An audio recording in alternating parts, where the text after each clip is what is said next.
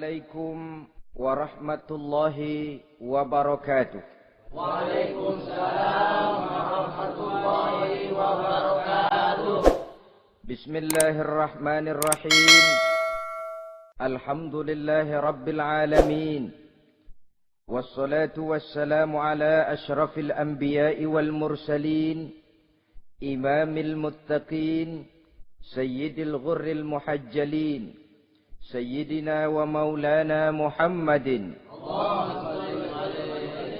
wa ala alihi wa ashabihil mujahidin at-tahirin, amma ba'du.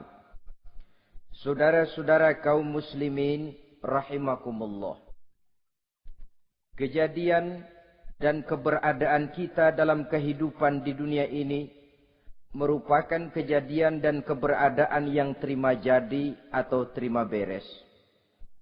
Artinya, tidak seorang pun di antara kita yang dahulunya pernah mesen untuk punya potongan seperti yang sekarang ini, punya warna kulit seperti yang sekarang ini, punya bahasa seperti yang sekarang ini. Seluruhnya kita terima jadi. Oleh karena kita terima jadi, maka Allah tidak menilai manusia dari rupa dan potongannya, tidak juga dari harta bendanya.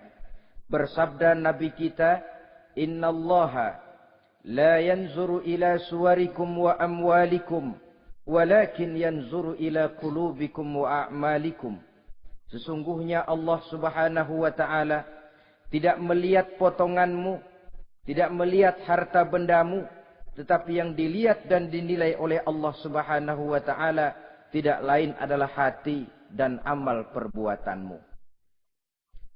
Kenapa rupa yang elok, paras yang cantik tidak dijadikan penilaian utama oleh agama? Pertama, karena yang namanya cantik adalah relatif. Tergantung siapa yang memandang. Yang menurut saya cantik, menurut saudara belum tentu cantik. Dan yang menurut saudara cantik, menurut saya mungkin jelek, enggak ketulungan. Oleh karenanya, di kalangan para ahli cinta ada perbedaan pendapat. Sebenarnya cantik yang bikin orang jatuh cinta, atau cinta yang menyebabkan orang jadi cantik. Dua-duanya bisa saja terjadi. Mungkin karena cantik orang lalu jatuh cinta, mungkin sudah kadong cinta biar gempor cantik juga. Tapi yang jelas cantik adalah relatif. Yang kedua, cantik itu temporer. Berubah oleh pergeseran masa dan pertukaran waktu. Tidak ada orang makin ke ujung makin cantik. Sekarang dia sedang sweet 17-an. Umur 17-an, of course cantik bukan alang kepala.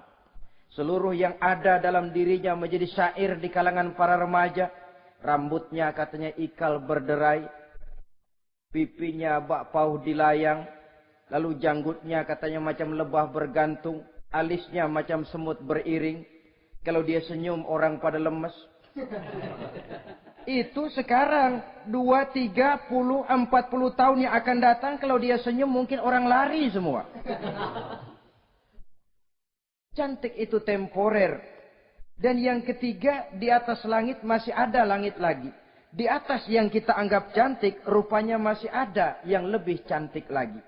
Oleh karena itu, penilaian inti dari agama bukan soal potongan, bukan soal harta benda, tapi hati dan amal perbuatan. Alangkah lebih idealnya lagi, kalau hati yang baik dan perbuatan yang baik berada pada rupa yang elok juga. Inilah yang dinamakan kecantikan zahir dan batin.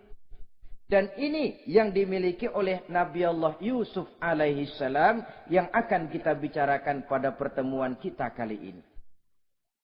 Pantas kalau pada saat kita berdiri di muka cermin, disunahkan kita membaca doa seperti yang diajarkan Nabi. Allahumma kama hassanta khalqi fahassin khuluqi. Ya Allah, sebagaimana telah engkau baguskan rupaku, baguskan juga kiranya akhlak dan budi pekertiku. Supaya kecantikan zahir diiringi dengan kecantikan batin. So apa gunanya zahir yang cantik kalau batinnya berbahaya? Itu yang orang bilang Apa guna katanya berkain batik kalau tidak dengan kebaya?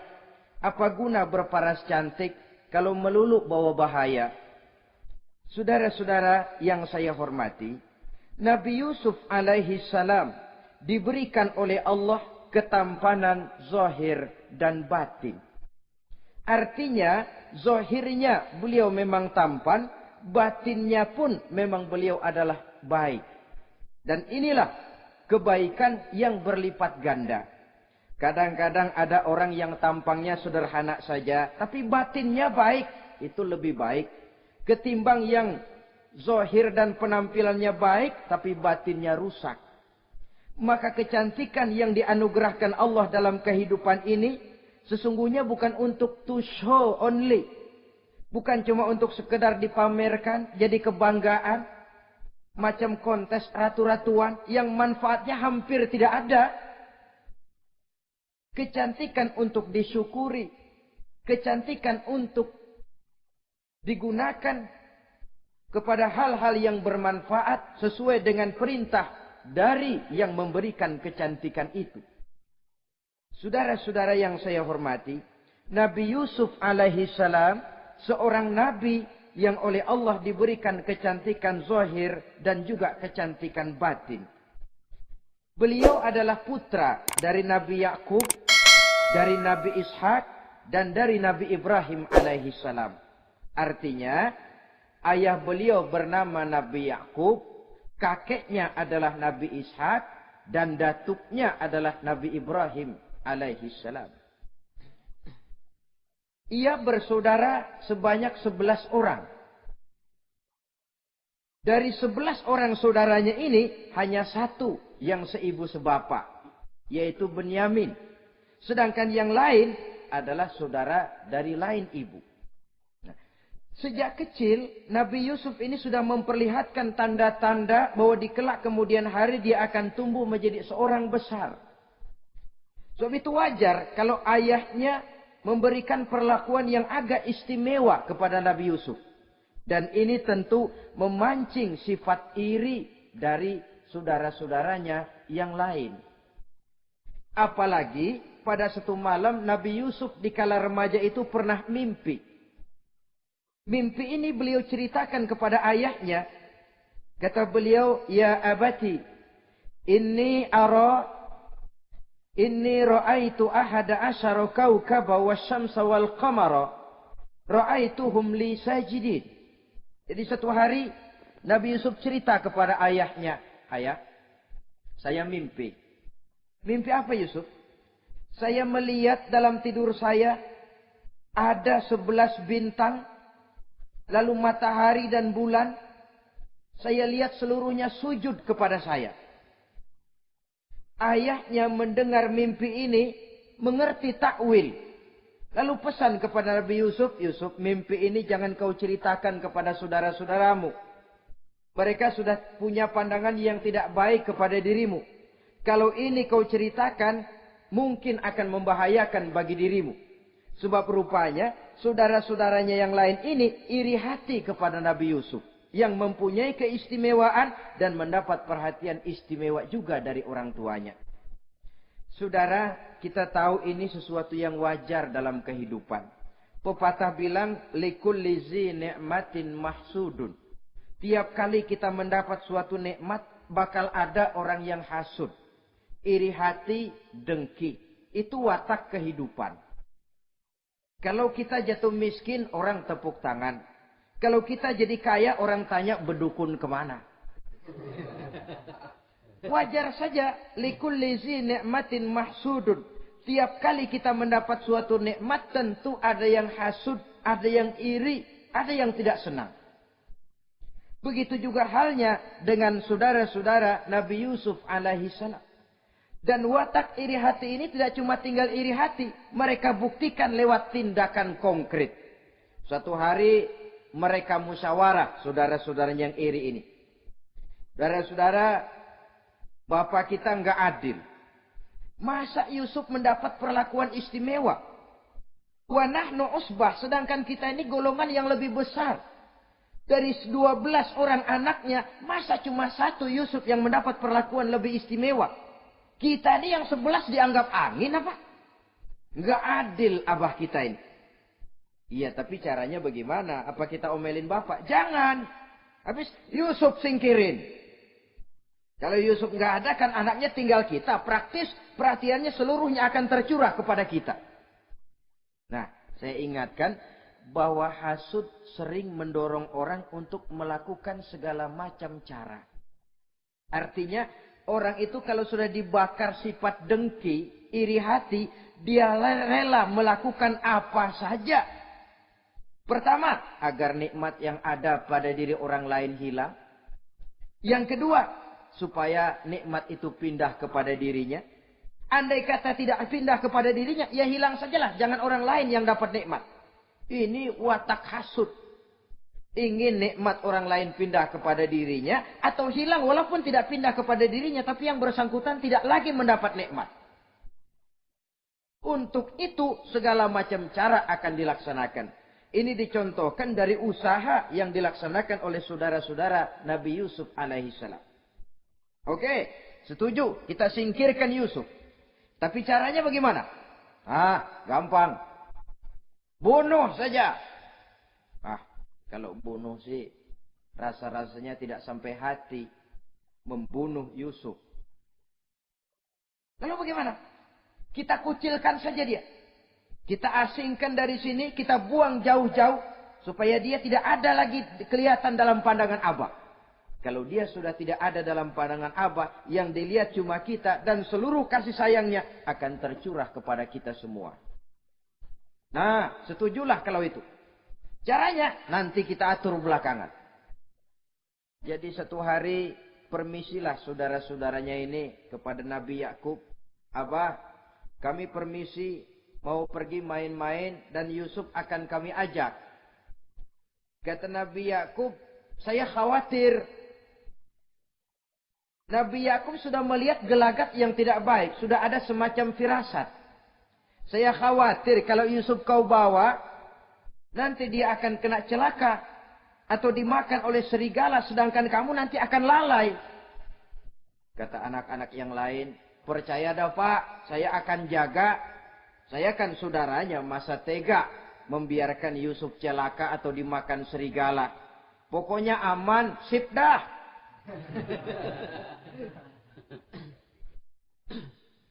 Sampai akhirnya Nabi Yakub mengizinkan. Pergilah 12 bersaudara ini pergi bermain-main. Mula-mula berkejar-kejaran, Yusuf ikut main kejar-kejaran. Lantas buka baju, Yusuf ikut buka baju. Sampai ketika tiba di tepian sebuah sumur tua, rencana yang sudah disepakati itu dilaksanakan. Nabi Yusuf diangkat beramai-ramai, digotong, lalu dimasukkan, diceburkan ke dalam sumur mati itu.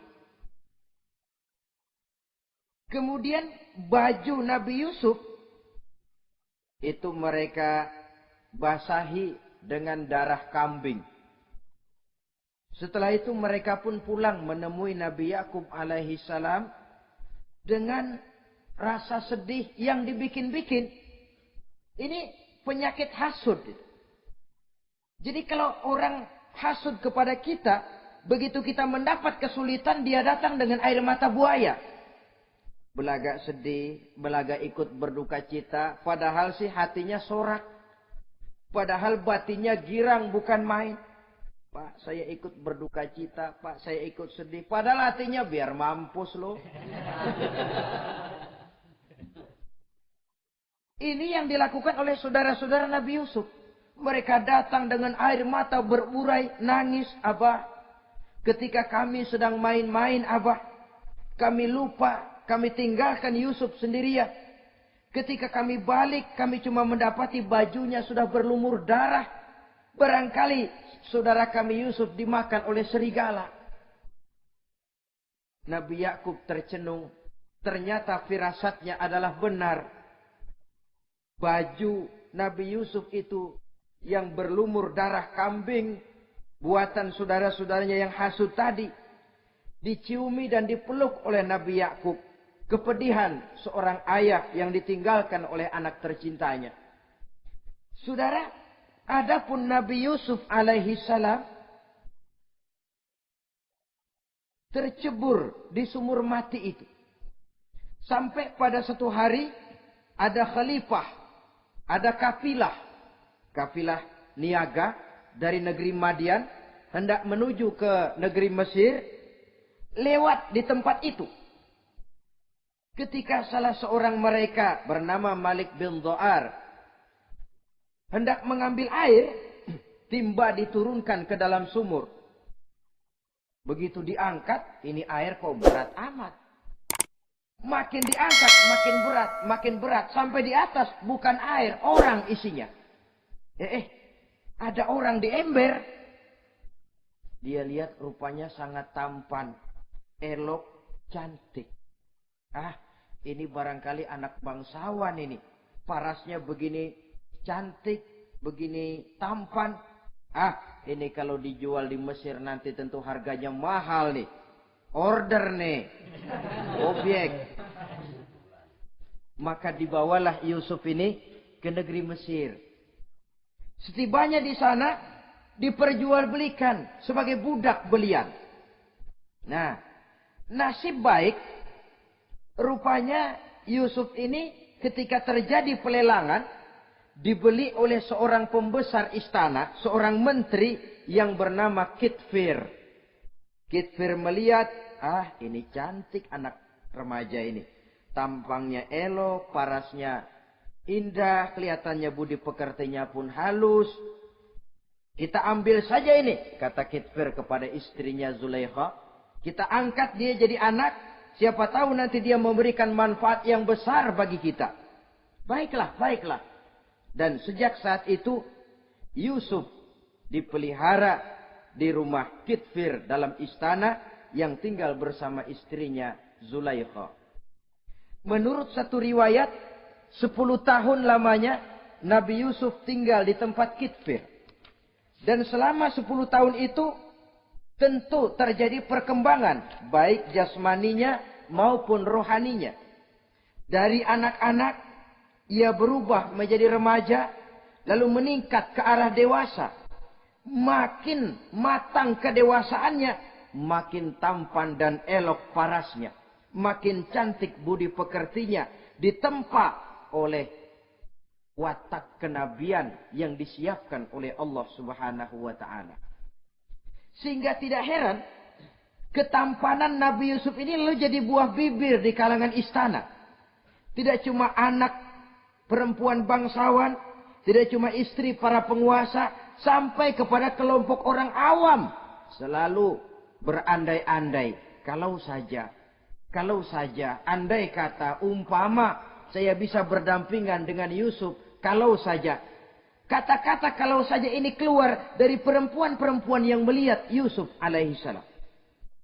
Dan yang unik, kecantikan Nabi Yusuf itu kalau dia berdampingan dengan orang yang jelek, si jelek ini ikut sedikit cantik. Biasanya kan kalau ada orang ganteng duduk berdampingan sama orang jelek, yang ganteng makin kelihatan kegantengannya, yang jelek makin demek. Itu biasanya. Tapi kecantikan Nabi Yusuf ini tidak mengangkat orang lain. Nah, rupanya yang tertarik kepada ketampanan Nabi Yusuf ini tidak cuma perempuan-perempuan lain, juga termasuk Siti Zulaikha, istri daripada Kitfir yang merupakan ibu angkatnya. Kalau pada mulanya Zulaikha merawat Nabi Yusuf sejak kecil dengan harapan nanti akan membawa manfaat. Setelah dilihatnya makin lama makin tampan, makin lama makin cantik, makin lama makin rupawan. Berubah rupanya rasa kasih sayang seorang ibu menjadi kasih sayang seorang perempuan kepada laki-laki. Dia merindukan saat-saat di mana dia bisa mencurahkan rasa hatinya itu kepada Nabi Yusuf alaihi salam. Hampir-hampir nyaris Zulaikha ini, kalau istilah anak muda barangkali, siang jadi kenangan, malam jadi impian. Kemanapun dia pergi, bayangan Yusuf juga yang selalu menggodanya. Selalu ditunggunya saat-saat yang mungkin untuk dia bisa menyampaikan hasrat hatinya kepada Nabi Yusuf alaihi salam. Dan saat itu pun datang. Satu hari Kitfir harus menghadiri persidangan negara. Rumah besarnya lenggang, para pembantu kebetulan tidak seorang pun ada di dalam. Inilah saat yang ditunggu-tunggu oleh Zulaikha.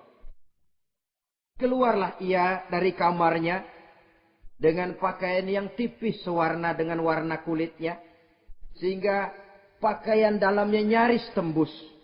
Dengan langkah yang diatur sedemikian rupa, memancing rangsangan, ia datang menghampiri Yusuf alaihi salam. Lalu dengan suara lemas memelas, ia pun memanggil Yusuf. Ada apa tuanku? Sini yang. Kalau bahasa kita. Melihat, mendengar suaranya yang lain dari hari-hari biasa. Apalagi melihat pakaian Zulaikha yang begitu tipis. Jantung Nabi Yusuf berdetak sangat cepat. Darah mengalir dengan cepat. Maklum, beliau juga manusia, laki-laki, normal terlepas dari kenabiannya. Jantungnya dak-dik-duk. Kemari Yusuf, sini. Ada apa tuanku? Sudah lama Yusuf. Lama apa tuanku? Saya memendam rindu kepadamu Yusuf. Siang malam engkau juga yang jadi tumpuan harapan saya. Kemanapun saya pergi seakan wajahmu juga yang saya lihat Yusuf. Tidur saya jadi tak nyenyak. Makan saya tak pernah membawa kekenyangan Yusuf. Tidur yang biasanya mendatangkan semangat seolah semuanya pergi meninggalkan saya Yusuf. Hembusan sepoi pagi mengusap bunga merekah dalam taman yang biasanya membawa keindahan. Semuanya telah berganti dengan keindahan wajahmu Yusuf. Sinilah sebentar, penuhi hasrat hati saya. Saya segan tuanku. Segan kenapa Yusuf?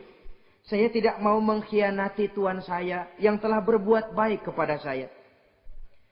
Apakah saya juga tidak pernah berbuat baik kepadamu? Benar, Tuhan juga berbuat baik kepada saya. Tapi pantang saya mengkhianati majikan saya. Yusuf, sekarang kesempatan yang baik. Kitfir, suami saya, sedang menghadiri persidangan penting di negara, di istana. Dan rasanya akan lama dia baru kembali. Sementara para pembantu kita tidak ada di sini. Saya malu tuanku, saya segan. Malu kepada siapa? Tidak ada yang tahu, tidak ada yang lihat. Allah. Saya takut, saya malu kepada Allah tuanku. Padahal kalau menurut ukuran hati, Quran menjelaskan walaqad hammat bihi wa hamma biha. Sebenarnya Zulaikha cinta kepada Yusuf, Yusuf pun senang kepada Zulaikha. Saat itu iblis sibuk bukan main memasang jerat, pasang besi berani biar pada nyetrum.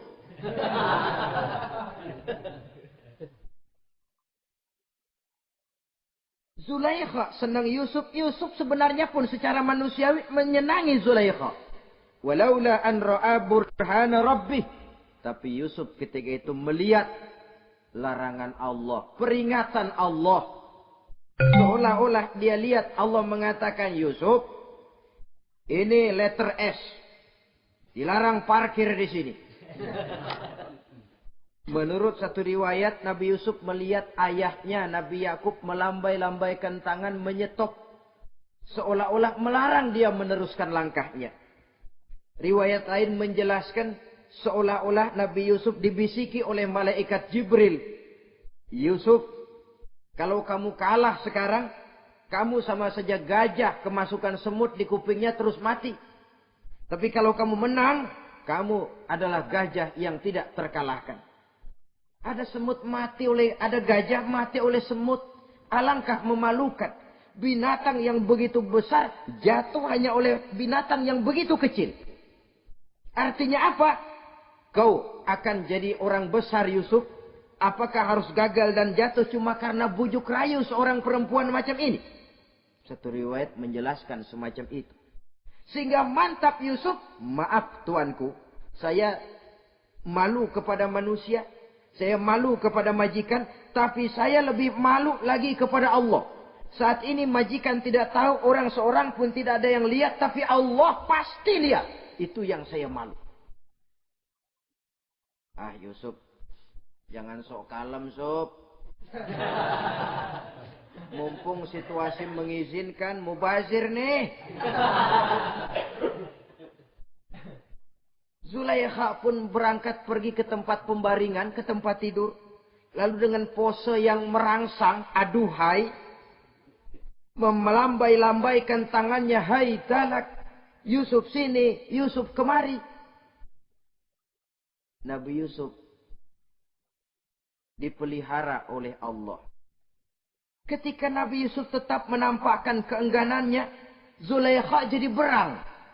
Ya namanya istri pembesar ditolak oleh anak muda yang menurut penilaian dia nggak ada apa-apanya. Lu kan kecemplung di sumur, gua pungutin. Cuma sekedar segini aja nggak mau nurutin. Kebangetan amat. Bukan Zulaikha kalau nggak nekat. Dia bangun dari pembaringannya. Gemes. Dia hampiri Yusuf.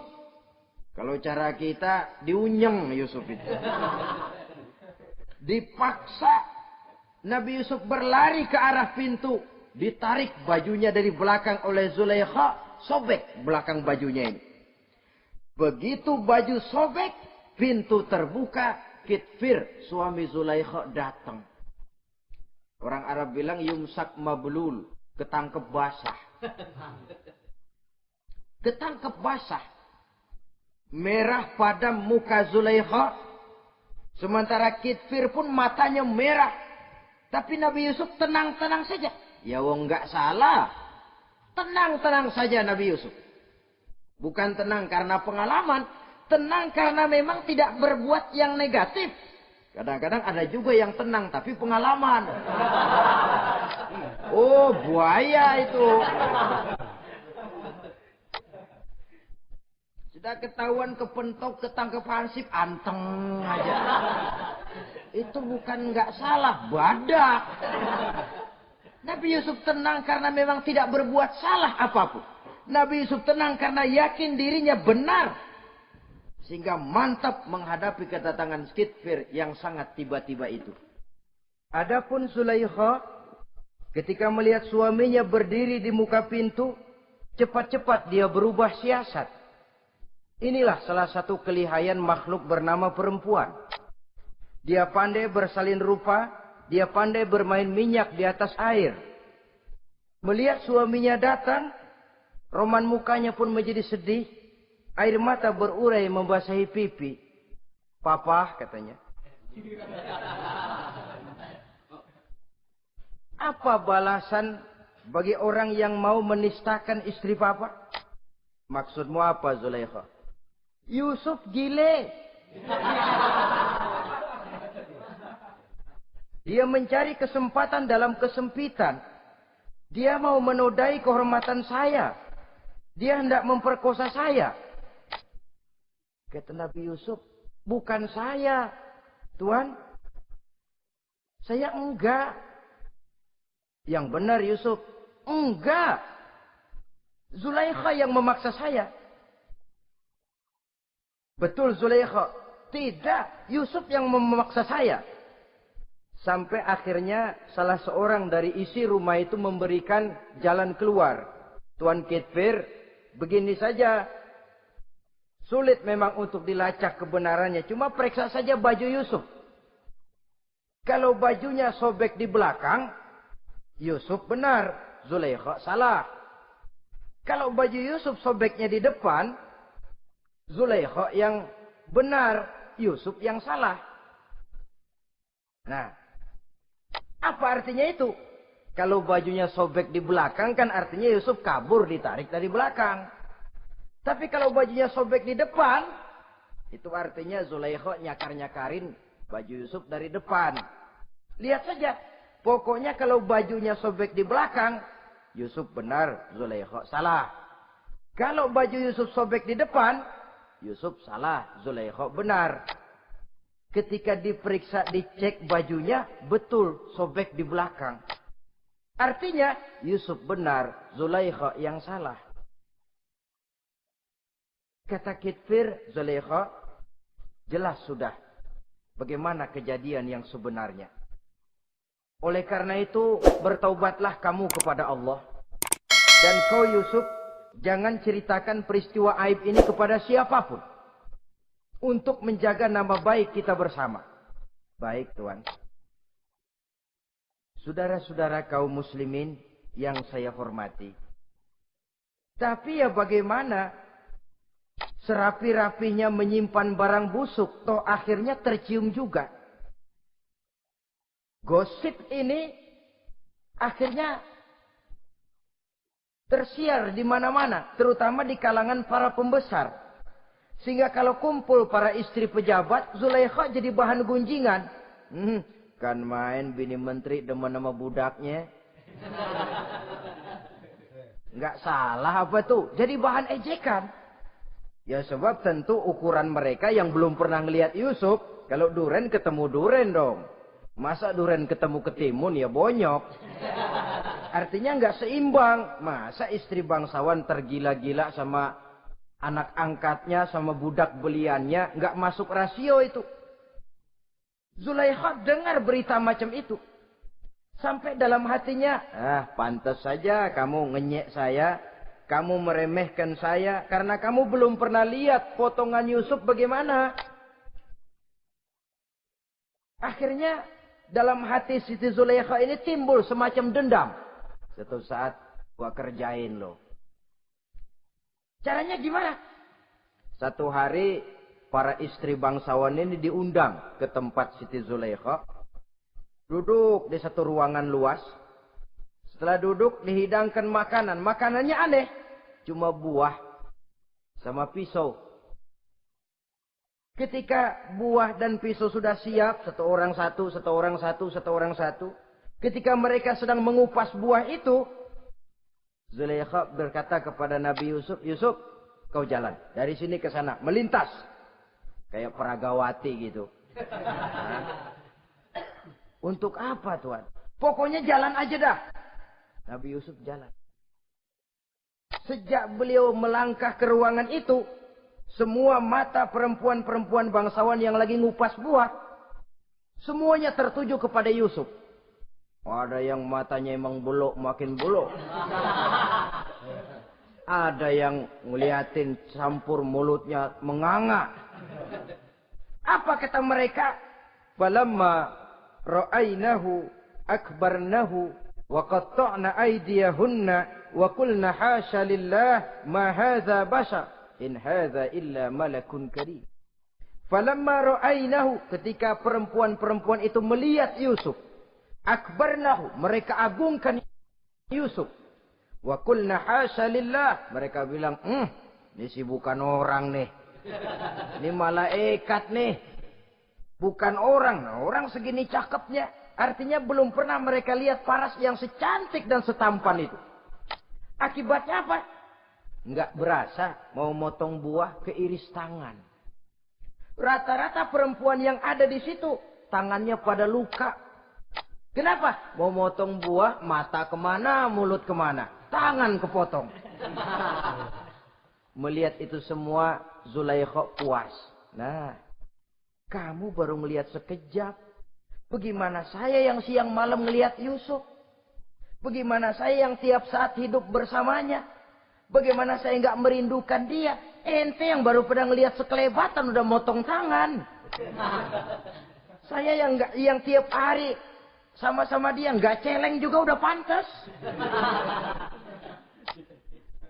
Saudara-saudara kaum muslimin yang saya hormati. Akhirnya untuk menjaga nama baik keseluruhannya, Nabi Yusuf pun mengalah. Karena berita ini sudah tersiar, Yusuf dipojokkan, tidak cuma sekedar dipojokkan, beliau dimasukkan ke dalam penjara. Tapi apa kata beliau? Rabbis sijnu ahabbu ilayya mimma yad'unani ilai. Ya Allah, kalau memang karena resiko penolakan saya terhadap ajakan Zulaikha menyebabkan saya harus masuk penjara, penjara lebih saya sukai, penjara lebih saya cintai ketimbang ikut kemauan Zulaikha.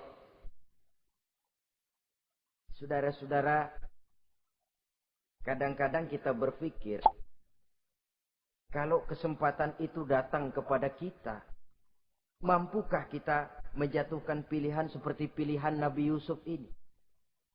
Lebih baik penjara ketimbang mengikuti bujuk rayu perempuan untuk melakukan perbuatan yang menyeleweng ini. Ini yang dipilih oleh Nabi Yusuf. Tegar. Kalau memang sebagai resikonya saya harus masuk penjara, penjara lebih saya cintai, penjara lebih saya suka daripada mengikuti bujukan Zulaikha. Teguh karena suatu prinsip.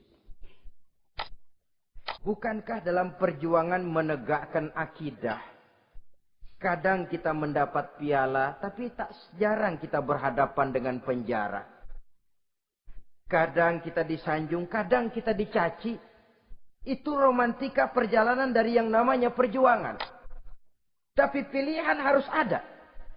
Ketimbang ikut bujuk rayu perempuan yang mengajak melakukan perbuatan serong, penjara lebih saya cintai. Sudah pada saat hendak diajak tidak ada yang melihat, beliau menolak. Akibat penolakannya pun masuk penjara, tapi penjara lebih menyenangkan hatinya.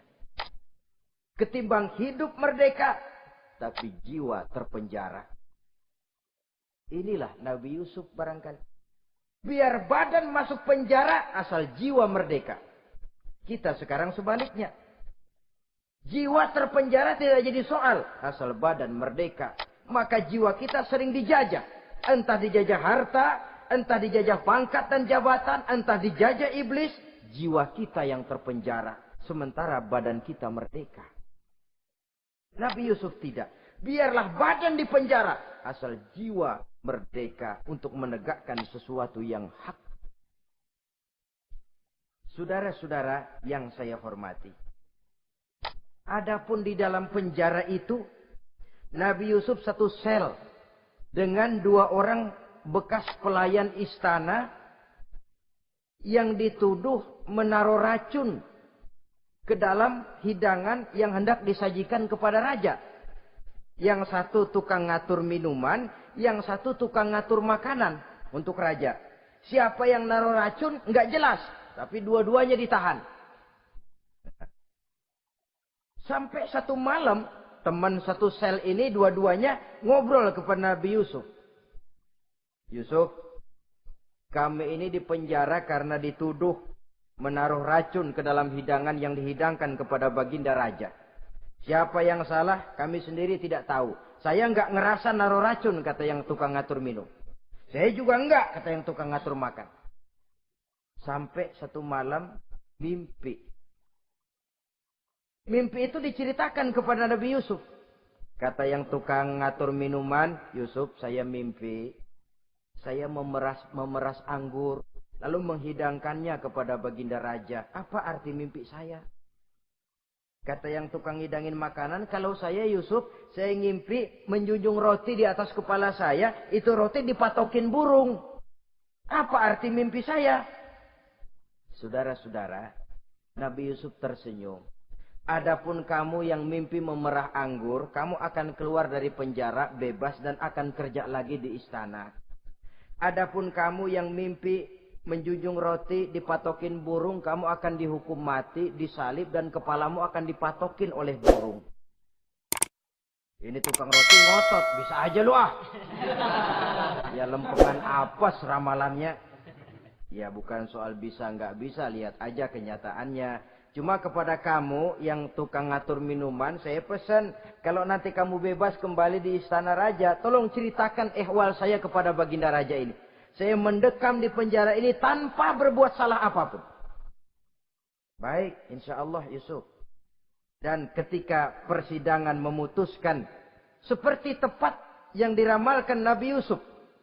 Si tukang menghidangkan makanan dihukum mati, si tukang menghidangkan minuman kembali kerja di istana. Tapi begitu kerja, dia lupa sama pesan Nabi Yusuf. Itu biasanya watak orang memang begitu. Kalau dalam keadaan kepepet, macam-macam janjinya. Begitu keadaannya longgar, lupa sama janjinya.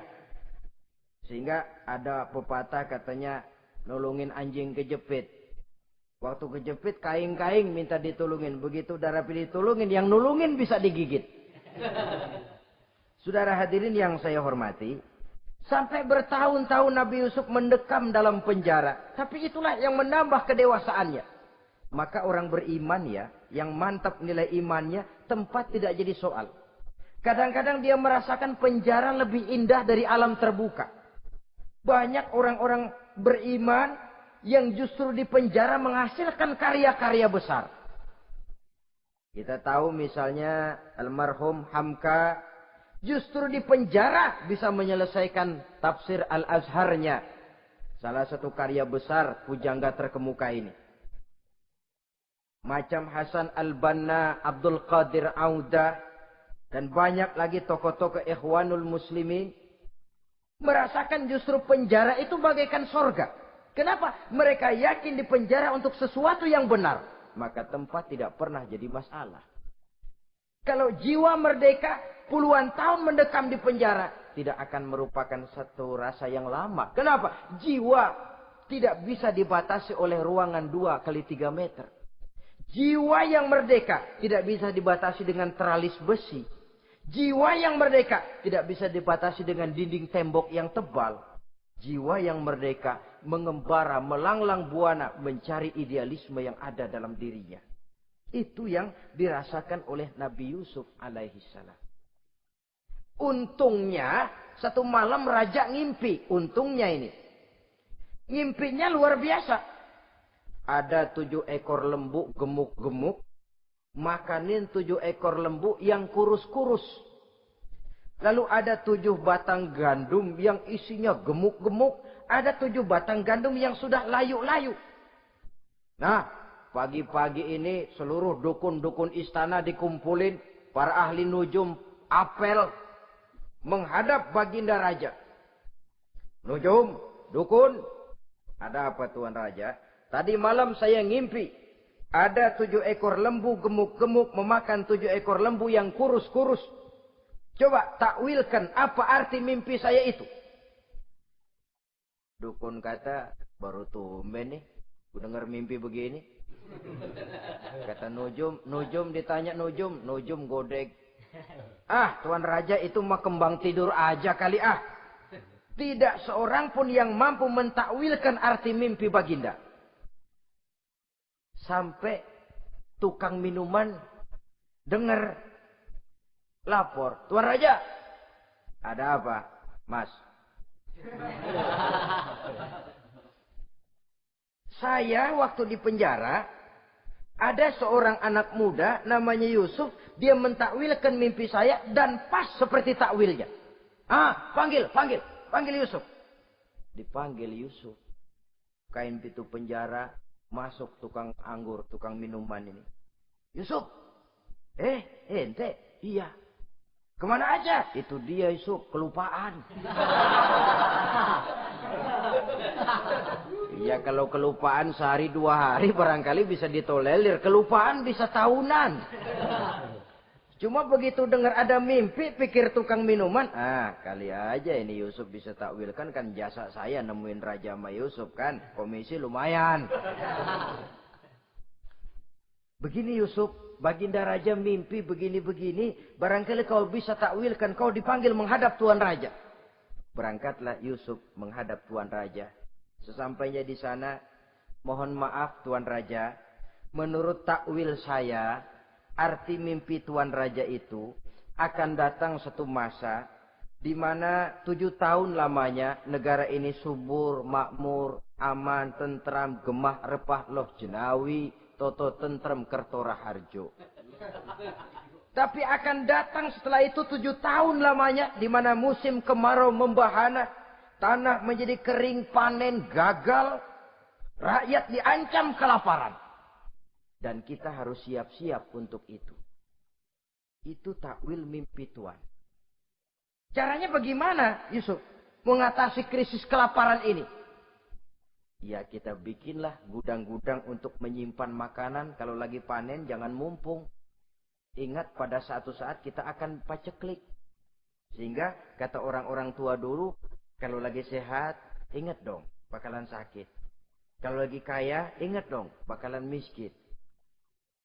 Semuanya itu milik daripada kehidupan. Tidak ada orang yang ketawa terus dalam hidup. Tidak ada orang yang nangis terus. Semuanya silih berganti, datang pergi, patah tumbuh, hilang berganti. Dunia hari ini bikin kita ketawa, besok dia buat kita menangis. Hari ini dibuatnya kita senyum, besok dibuatnya kita berurai air mata. Hari ini dijadikannya kita kaya, besok dijadikannya kita kere. Pantas kalau orang bilang, wamal hayatud dunya, Allah mengatakan wamal hayatud dunya illa lahwun wa la'ib. Hidup dunia ini cuma sandiwara. Tiap kita sekarang sedang memegang peranan. Ketika memegang peranan, ya jadi orang kaya peranan, jadi kiai peranan, jadi jenderal peranan. Sama saja dengan wayang golek. Gatot Kaca yang bertulang kawat berotot baja, punya ajian beraja musti, gagah perkasa, bisa terbang di angkasa. Hebat perkasa Gatot Kaca. Kapan? Waktu dipegang dalang. Betul apa benar? Gagahnya Gatot Kaca, sakti mandragunanya sang Gatot Kaca. Kapan itu? Waktu dipegang dalang. Begitu peranannya selesai, sama dalang dimasukin ke kotak, diem aja Gatot Kaca. Terbang kek? Enggak, diem aja. Begitulah kehidupan ini. Gagah kita menyandang bintang 4 di pundak. Gagah kita membawa harta yang banyak. Gagah kita membawa jabatan ini dan itu. Waktu oleh sang sutradara dimasukkan ke dalam lubang yang luasnya tidak lebih 1 kali 2 meter. Enggak bekutik. Enggak ada yang lawan. Jenderal yang berbintang 4 dilonjorin, dia yang lihat anteng aja. Habis peranan sudah sampai di situ. So itu wajar. Kata Nabi Yusuf, kalau lagi panen, ingat pada suatu saat kita akan paceklik. Jangan giliran panen besar. Di daerah-daerah kita lihat, sudah panen pesta pora. Bukan bersyukur kepada Allah. Tapi kegembiraan itu diwujudkan dalam bentuk lain. Tontonan yang membuat lupa diri, bermabuk-mabukan. Sehingga kadang-kadang kalau di daerah itu katanya kalau musim panen, musim kawin. Musim paceklik, musim cerai. Saudara-saudara kaum muslimin yang saya hormati. Karena itu dalam satu hadis Nabi ingatkan, ta'arraf ilallah firraha ya'rifka fisyiddah. Ingatlah kepada Allah di waktu kamu senang, supaya Allah ingat kepadamu waktu kamu susah. Kalau waktu senang kita lupa kepada Allah, ya wajar. Kalau waktu susah Allah juga lupain kita. Dalam terjemahannya dengan kehidupan beragama, wa man a'rada an zikri fa inna lahu ma'isyatan dhanka wa nahsyuruhu yaumal qiyamati a'ma. Siapa yang berpaling daripada peringatanku, kata Allah, aku akan berikan dia penghidupan dan kehidupan yang sempit. Sempit itu apa lalu tidak punya duit? Punya duit. Apa tidak punya harta? Banyak harta. Tapi banyaknya harta, tumpukan duit tidak membuat hatinya makin luas. Tidak membuat hidupnya makin lapang. Sempit, sempit, dan sempit. Itu azab. Yang paling celaka, wa nahsyuruhu yaumal qiyamati a'ma. Di akhirat kami kumpulkan dia bersama orang-orang buta. Allahu Akbar. Di padang mahsyar, dikala orang sibuk, pusing dengan urusan masing-masing, buta lagi. Yang enggak buta aja pusing. Mereka teriak-teriak, qala rabbi lima hasyartani a'ma wa qad kuntu basira. Ya Allah, kenapa kami buta padahal waktu di dunia kami melihat? Allah jawabnya enak aja. Kazalika atatska ayatuna fanasitaha wa kazalika al-yauma tunsa. Rasain dulu. Dulu waktu di dunia datang peringatanku pada belaga pilon. kamu lupakan, sekarang juga pantas kamu dilupakan. Waktu susah kamu lupa, waktu senang kamu lupa Allah. Waktu susah juga pantas kamu dilupakan Allah. Waktu di dunia kau berpaling dari peringatan Allah. Kalau sekarang Allah berpaling kepadamu juga adil. Walaupun kalau Allah mau tidak berpaling juga adil. Sebab Allah itu mutlak. Tidak ada yang membatasi apa yang dimaui oleh Allah. Saudara-saudara kaum muslimin, itu pesan Nabi Yusuf. Bikin gudang yang besar, simpan bahan makanan untuk persediaan musim kemarau. Kalau begitu sekalian aja deh Yusuf. Sekalian bagaimana Tuan Raja? Kau saya angkat jadi menteri urusan makanan dan urusan kemakmuran. Tuan Raja, apa enggak terburu-buru? Kau bisa mentakwilkan mimpi saya, bahkan kau bisa mencari jalan keluar. Ini sudah sesuatu yang menguntungkan Yusuf. Mencari jalan keluar ini pemikiran yang menteri saya belum bisa berpikir kayak kamu. Sudah, kau pegang jabatan ini. Nabi Yusuf tidak minta. Jangan lupa like, share dan subscribe di channel Ajine Ngaji.